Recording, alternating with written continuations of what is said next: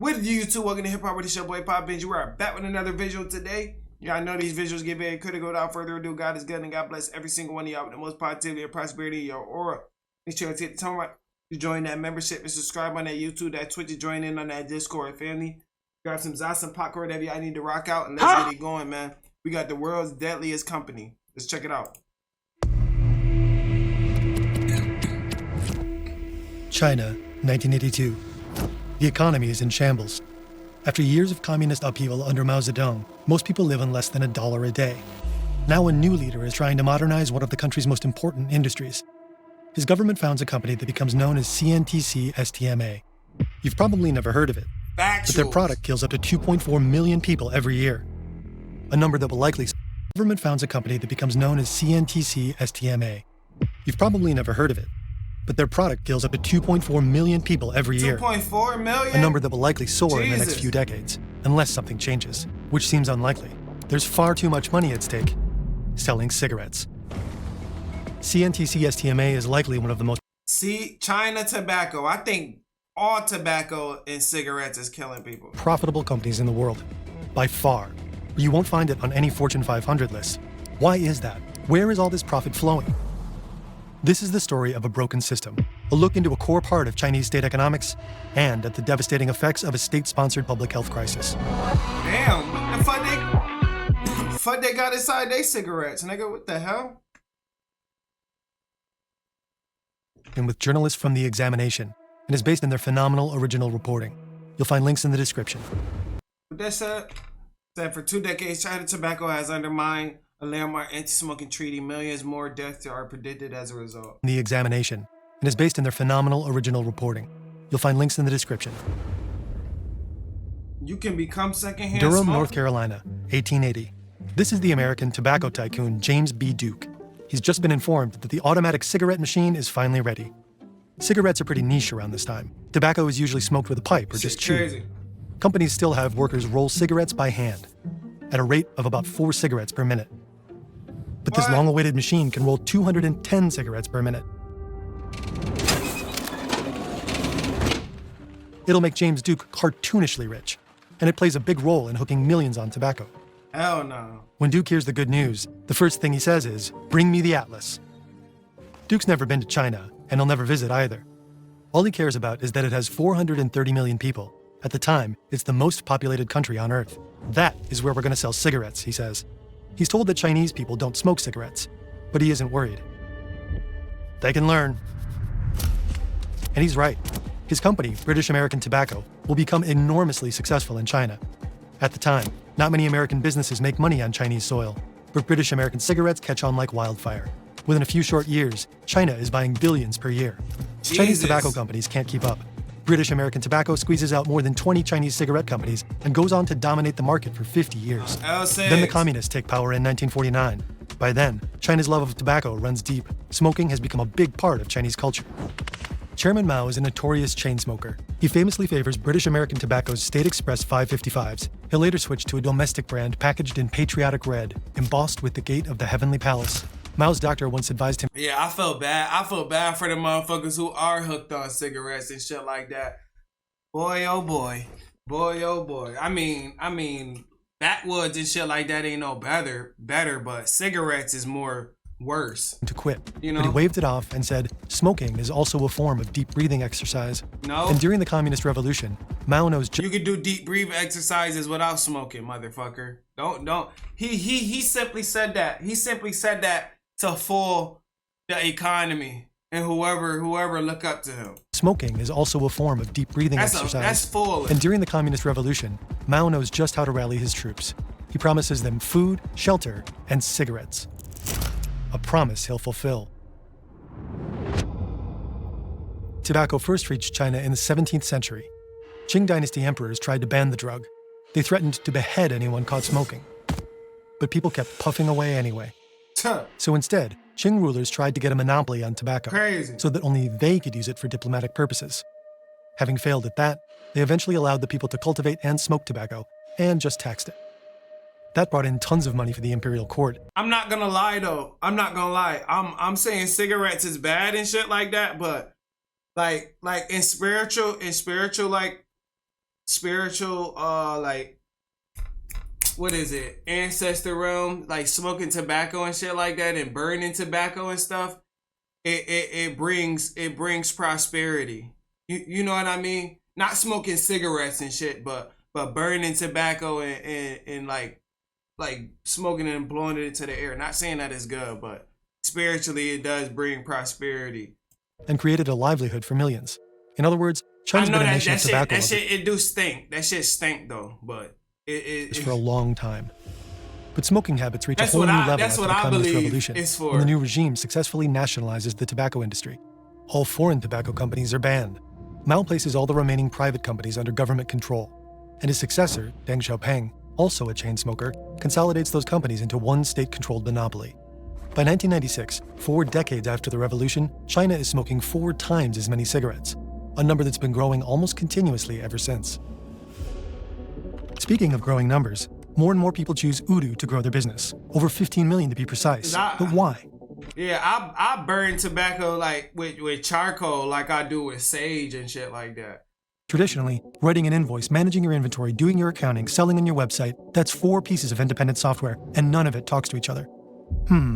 But wouldn't it be nice if when you sold something on your site, it was all automated? I sold things, so thing is cigarettes invoice. For sure. The inventory goes down and money made goes on the books. Kinda obvious, but it almost never works like that in real life. Well, unless the apps are all made by a single team and available on a single platform. Udu can save unbelievable amounts of time because so many aspects of business can be integrated this way. Report and hosting in this QR. This motherfucker slipped in an ad real quick, boy. He slick motherfucker. Today, every 5th person in China smokes. Over 300 million people. And tobacco is the country's most socially sanctioned that nigga addiction. almost got me. Fancy cigarettes are a go-to gift for formal occasions. When you travel, people expect that you bring home cigarettes from your destination. And if someone offers you a cigarette, a lot of people would judge you if you turned it down. It's still common for doctors and high-profile politicians to smoke. China has about 1/5 the world's population, but buys nearly half of the world's cigarettes, about 2.4 trillion per year. Stacked on top of each other, this year's worth of Chinese cigarettes would reach from your house to the sun, with a few million kilometers to spare. And nearly all of the cigarettes they buy are produced and sold by one company. CNTC STMA, also known as China Tobacco, is the world's largest cigarette manufacturer. Each year, they make more than 4 times as many cigarettes. Yeah, I feel like a cigarette is more of an addiction to relaxing. I think it is a replacement for weed and shit like that. Because you got to think about it. Cigarettes got a certain taste as well, bro. That shit nasty as fuck. As the next biggest tobacco company, which is Philip Morris, the people who make Marlboro. It's also 100% owned by the Chinese government, and it's part of this super ministry within the Chinese government. Marlboros is nasty as fuck, though. Those are nasty. Called the Ministry of Industry and Information Technology. This is Jason McClure. I see mad people smoking Newports and shit. A journalist who's investigated China Tobacco for years. China Tobacco is a legal monopoly in China, and it has 19 different cigarette-making subsidiaries. It's authorized to control all aspects of production and distribution, from plantation to manufacture to import and export. Together, they control more than 97% of China's cigarette market. This powerful monopoly funneled over $223 billion in profits and taxes into the Chinese treasury in 2024. That's almost $100 billion more than Apple's total profit before taxes in that year. And all of this money flows directly to the government. The biggest tobacco company in the world is the Chinese government. One part of it, at least. Which means that the more the Chinese population smokes, the richer the state becomes. Tobacco is definitely a hurt from the earth, but what they put inside the cigarette, what they wrap around it, all that other shit, like that cigarette itself, they got more things in there that's gonna kill you. I don't think it's the actual tobacco. In fact, China receives more money from tobacco than Saudi Arabia does from oil. So in 2023, it was somewhere between 6 and 7%. Well, yeah, it is the tobacco. It is the tobacco. Of the central government of China's revenue came from China Tobacco's profits or taxes paid by China Tobacco. Now, to put that in context, that's about the equivalent. They gotta have some strong ass tobacco though. They gotta have some strong ass tobacco leaves there. Of China's entire defense budget in 2023. In other words, China could finance their vast military are those cigarettes in the water? Cigarettes. Inside the country, this isn't exactly a secret. This AI. Chinese smokers often joke about it. When they light up, they'll say they're helping the country build warships. Every puff is Yeah. patriotic. But China Tobacco isn't just the It's the producer of nicotine. cigarettes. It's also the country's tobacco regulator. Officially, it's also supposed to get the country's smoking habit under control. The tobacco executives are literally inside the room where the decisions are being made about tobacco control and about public health policy. When it comes to the size and the display of cigarette warning labels, when it comes to whether or not cities should ban smoking in restaurants or public places, China Tobacco is able to be in the room where the decisions are made. And the money, the $200 billion a year that the government receives in revenue from the company, explains their influence. Tobacco makes so much money, the government has fewer reasons to crack down on it the way it might other dangerous consumer products. All this presents a huge conflict of interest. Kind of like if your meth dealer were also your doctor. Yeah, y'all fucked that shit up so bad, bro. Like literally, a cigarette is a drug and y'all legalize that shit. Cigarette is a complete drug and y'all legalize that shit, fam. Dead ass, bruh. That's crazy. That's crazy. Just like alcohol. Alcohol is a drug and y'all legalized it. But y'all want to make weed illegal and shit like that, bruh. We should be just on the same level as a goddamn cigarette. Or I'm probably tripping. And a DEA agent. And here's That's where what I'm things get saying. mind-boggling. Not only is China WE-46. Tobacco one of the biggest and most profitable companies in the world, there's also a good case it's the deadliest. The World Health Organization and other researchers try to measure how much sickness and death each year is caused by economic activity, often by legal companies doing business in ways that happen to sicken or kill people over time. In many countries, there's a huge spike in deaths from diabetes and heart attacks linked to obesity. This is a direct result of people consuming more sugary drinks and eating more ultra-processed food, often marketed and sold by large corporations. You might Drinking get alcohol is linked to 2.6 million early deaths around the world each year from things like cancer, liver disease, and traffic accidents. The WHO calls these the commercial determinants of health. Tobacco is one of the biggest of these, and it kills 7 million people every year. In most cases, trying to figure out how much responsibility an individual company bears for these early deaths is super complicated, if not impossible. Think of the pollution from burning coal. You can't just point your finger at one company. Some pollution in your hometown might come from a power plant down the road, but some might come from steel factories hundreds of kilometers away. Assessing China Tobacco's responsibility in causing deaths is much simpler. The company is vertically integrated, meaning it controls most of the steps involved in turning a tobacco leaf into a cigarette. And since it's a legal monopoly in China, it's made and sold almost every cigarette consumed in the country, and has for decades.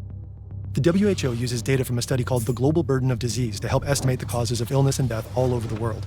Their work estimates that between 1990 and 2023, there were 68 million tobacco-related deaths in China, and anything tobacco-related is somehow involved with China Tobacco and its predecessors.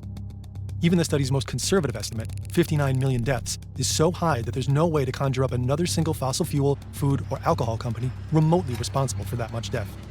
Every year, 2.5 million Chinese citizens die from tobacco, and the number is only expected to increase, not least because of China Tobacco's sales tactics.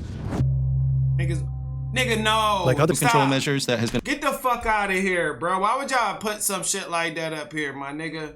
Are you kidding me? Are you kidding me? Are you kidding me, bro? And that's why these little niggas be trying to go out and buy cigarettes and be having cigarette ciphers. Y'all niggas be over there having cigarette ciphers before y'all go to school, bro. I ain't do that shit, bro. We was smoking Za. We was smoking Za before we went to school, bro. I ain't promoting it, but shit. undertaken by China in the last 10 years having sig ciphers, bro. That shit crazy. was that Xi Jinping did decree that government officials should no longer smoke in public or smoke on television. Now, among young people, especially in this more cosmopolitan cities like Beijing or Shenzhen, Shanghai, vaping, e-cigarettes, other types of nicotine products are becoming more popular. And this is a challenge for China Tobacco, for the state cigarette monopoly, because overwhelmingly those products are made by Chinese private companies and not by the state cigarette company. So one of the interesting aspects of China Tobacco, not just being the country's sole cigarette maker, but its tobacco regulator, is that it in turn gets to regulate e-cigarettes and other nicotine products. Now, as you might expect, they've done so in a way that favors their own cigarette business. For instance, if you want to have a lemon or mint flavored cigarette, those are banned in a lot of countries, but not in China. However, if you want to have a lemon or mint flavored vape, that's been banned by China Tobacco. They've said you're not allowed to sell those here. And the reason that we're doing that is because flavors like that attract children. the number of Chinese people with lung cancer and heart disease is only growing. It's a state-sponsored public health crisis. A crisis that will cost the country in the long run, but not the state.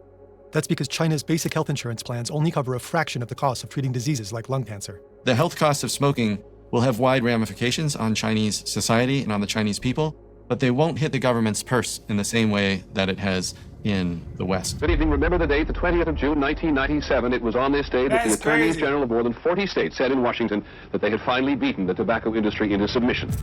If you look back at one of the most important moments in the history of tobacco, it was this lawsuit. It's like, I'm not the smartest motherfucker in the world. So it's like, I'm learning new shit. Every time I watch a video, sometimes I be learning new things sometimes, you know? Sometimes I do gotta sit down and listen to that shit, bro, for sure. But that's insane. I didn't know tobacco was killing a lot of people though. It said the world's deadliest company. I coulda put two and two together and thought of, well, food, fast food, and tobacco products, cigarettes. Brought against the tobacco companies, not by the U.S. federal Killing government, more people. but by state attorney generals. I swear to God, bro, you ain't hear a backwoods motherfucking, I don't care, motherfucking smoke grabber. You ain't hearing none of them motherfuckers catching none of them diseases or cancer, all type of shit, bro. God forbid. But whatever backwoods, Fonto leaf, loose leaf, whatever y'all doing, bro, keep doing it, man. Who banded together to sue the tobacco companies. We had to punish this industry in such a way that everybody in this country and everybody in this world would recognize that they had paid a higher price than any other corporation in history. And the reason state attorney generals sued them is because the state governments were being bankrupted by the health costs of paying for their citizens' health care, who were having long, difficult deaths, essentially, that were very expensive and involved lots of medical care. In China, that's not the case. And so there's no sort of functional financial driver for tobacco control in the same way that there has been in some other countries. Come to where the flavor is. Come to Marlboro country. I caught COVID. That's because somebody's Until the coughing end in of the my 20th face. century, big tobacco seems unstoppable in the West thanks to mass production of cigarettes and aggressive advertising. Worldwide, cigarettes are associated with glamour, freedom, modernity. Movie stars, athletes, and even doctors are often seen endorsing tobacco. Try Camels yourself, the cigarette so many doctors enjoy. That was about Until it. the health consequences become undeniable. In 1964, the Surgeon General's report declares that smoking is linked with lung cancer, a fact that big tobacco had been trying to cover up and discredit for years. The landmark report led to Congress requiring warning labels printed on cigarette packaging, and in the decades since, more and more countries have passed more and more anti-smoking measures. In the United States and other countries, high taxes on tobacco and public awareness of its health hazards led to dramatic shifts in attitudes towards smoking and a steady global decrease in consumption. Now, you see more and more countries implementing public smoking bans. If you can't smoke in a restaurant, if you can't smoke in a bar, if you can't smoke in a cafe, all of a sudden, your friends are inside having a good time, eating, drinking. If you're the smoker, you're outside by yourself on a street corner. And effectively, it becomes a habit that's no longer culturally or socially acceptable. And that's what we've seen in many countries around the world. You can't But even what happened smoke in China is outside. different. China did not fulfill that commitment to pass a smoking ban in public places. In 2016 and 2017, Xi Jinping tried, and effectively, it was stopped by China Tobacco. What we saw in the years after that was a number of Chinese cities passing their own smoking bans. But we saw that China Tobacco, by 2022, 2023, had swung into action to stop smoking bans at a municipal level. In the last 20 years, the rest of the world has managed to reduce the adult smoking rate from 34% to 23%. If China had followed the global downward trend, there'd be about 80 million fewer people addicted to tobacco now. And China did pledge to adopt the same anti-smoking measures that successfully led other countries to reduce consumption so dramatically, along with 167 other countries. In 2005, China signed the same major WHO treaty aimed at controlling tobacco internationally. It vowed to protect its citizens from the vested interests of the tobacco industry. This treaty was significant globally. And since it was signed, tobacco use rates around the world have declined significantly. In India, in Brazil, in the United States, in Western Europe, and Latin America, rates have just plunged. In China, they've barely budged. Most efforts have systematically been Crazy. bulldozed by China Tobacco. China Tobacco found sneaky ways to get past the commitments of the WHO treaty. For instance, they were involved in the translation of the treaty into Chinese, and made sure the language was weaker than in the original. Another way they undermined the treaty is through warning labels on cigarette packages. This was one of the key points that China agreed to when signing the treaty. The warning labels were supposed to be large and hard-hitting, but China Tobacco managed to overturn these decisions. In China, the labels are much softer and easier to miss. These are Zhonghanhai cigarettes, produced by Shanghai Tobacco, a major subsidiary of China Tobacco. So if you look at the Chinese cigarette warning labels today, you'll notice it's just a text warning label and it blends in very nicely with the rest of the packaging. The content of the warning label says smoking is harmful to health, which is a very generic way of warning people about the health consequences of smoking. Still hiding the fact what it can cause. I see. Zhonghanhai cigarettes were smoked by the characters on a popular TV show called Struggle, kind of like a Chinese version of Friends. Around 2007, it became the go-to cigarette for young people living in big cities. Now that Struggle's original audience is no longer so young, Shanghai Tobacco has launched a new line of Zhonghanhai. The rebrand is meant to entice the next generation of smokers, younger millennials and Gen Z. Some Chinese cigarette brands are especially beautiful. There's the Changhua brand favored by Mao, still considered a premium cigarette. Apparently, the smoke tastes a bit like preserved plums.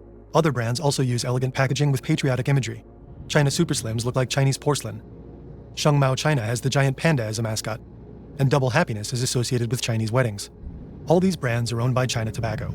Now, if we're to contrast that with these cigarettes that I bought in Vietnam to the same WHO treaty, but when they designed their cigarette packages, half the space on the front of the package is a graphic warning label showing a diseased body part. The warning label itself specifically warns you that smoking causes heart disease.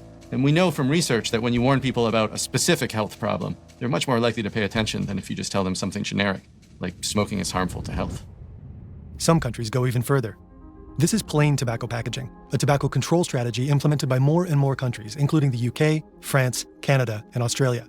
Cigarettes packaged without logos, just graphic health warnings and the official ugliest color in the world. The goal is to prevent teenagers from picking up smoking.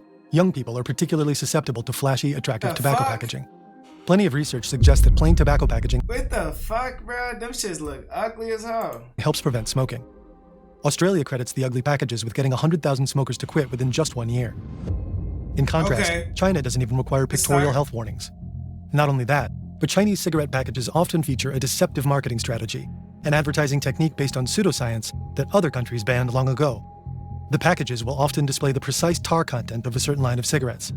The idea is to highlight if a cigarette is low tar, to seem like it's a healthier choice than higher tar cigarettes. But low tar cigarettes aren't actually less harmful.